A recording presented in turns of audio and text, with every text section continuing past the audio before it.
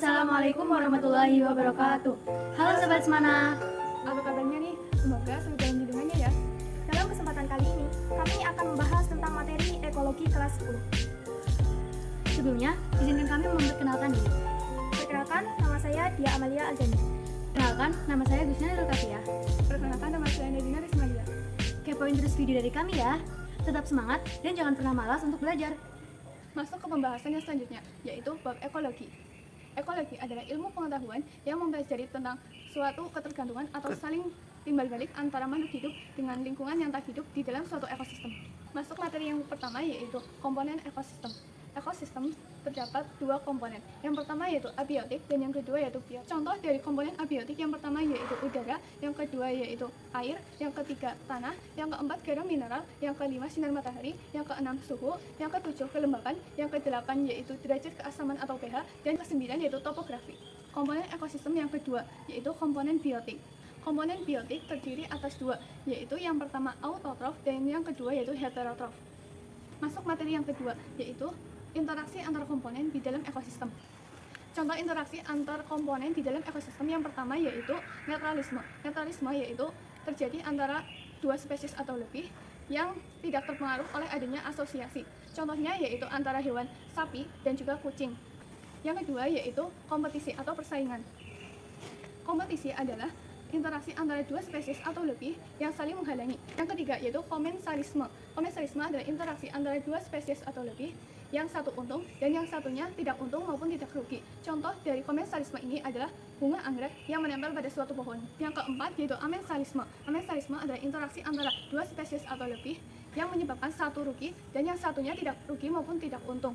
Contohnya yaitu Nerium oleander yang menghasilkan racun oleandri. Selanjutnya yaitu yang kelima yaitu parasitisme. Parasitisme adalah interaksi antara dua spesies atau lebih yang mengakibatkan satu rugi dan yang satu untung. Contoh dari parasitisme itu sendiri yaitu tanaman tali putri yang menggantung atau menempel di suatu pohon atau tanaman. Yang keenam adalah predasi atau pemangsaan, adalah interaksi makan dan memakan antar organisme. Contoh dari predasi sendiri adalah buaya dan kancil. Yang ketujuh yaitu protokooperasi, adalah interaksi antara dua spesies atau lebih yang keduanya saling menguntungkan tetapi asosiasi yang terjadi tidak merupakan keharusan. Contoh dari protokooperasi ini adalah burung jalak yang memakan kutu di badan kerbau. Yang kedelapan adalah mutualisme, adalah interaksi antara dua spesies atau lebih yang saling menguntungkan dan asosiasi yang terjadi merupakan suatu keharusan. Contoh dari mutualisme ini sendiri adalah jamur dengan ganggang hijau biru. Masuk ke materi ketiga yaitu aliran energi. Energi sendiri merupakan kemampuan untuk melakukan kerja. Sifat energi di ekosistem berdasarkan hukum termodinamika. Yang pertama yaitu rantai makanan. Rantai makanan adalah jalur pemindahan atau transfer dari tingkat trofik ke tingkat trofik berikutnya melalui peristiwa makan dan juga dimakan. Yang kedua yaitu jaring-jaring makanan. Jaring-jaring makanan adalah gabungan dari beberapa rantai makanan yang kompleks. Berikut adalah contoh dari rantai makanan dan juga jaring-jaring makanan. Materi yang keempat yaitu piramida ekologi. Piramida ekologi adalah tingkatan trofik dari suatu ekosistem yang berurutan. Yang pertama yaitu piramida jumlah, yaitu piramida yang menyatakan jumlah organisme yang hidup dalam suatu ekosistem. Yang kedua yaitu piramida biomasa. Piramida biomasa adalah piramida yang menyatakan massa atau berat dari suatu organisme menurut tingkatan trofik masing-masing dalam kurun waktu tertentu. Yang ketiga yaitu piramida energi. Piramida energi menyatakan penurunan energi dari tingkatan trofiknya. Materi yang kelima yaitu produktivitas.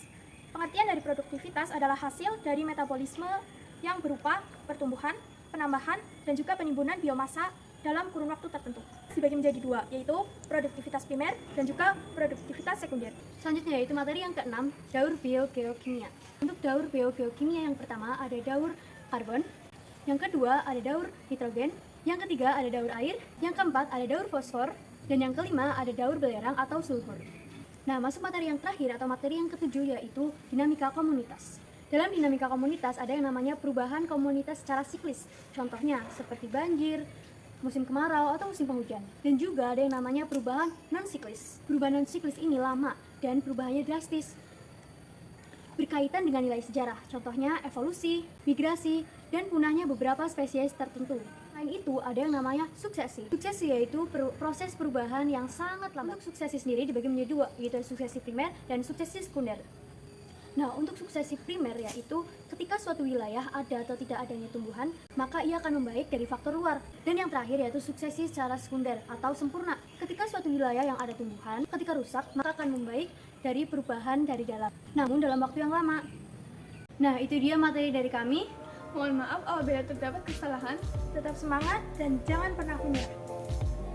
Terima kasih. Wassalamualaikum warahmatullahi wabarakatuh.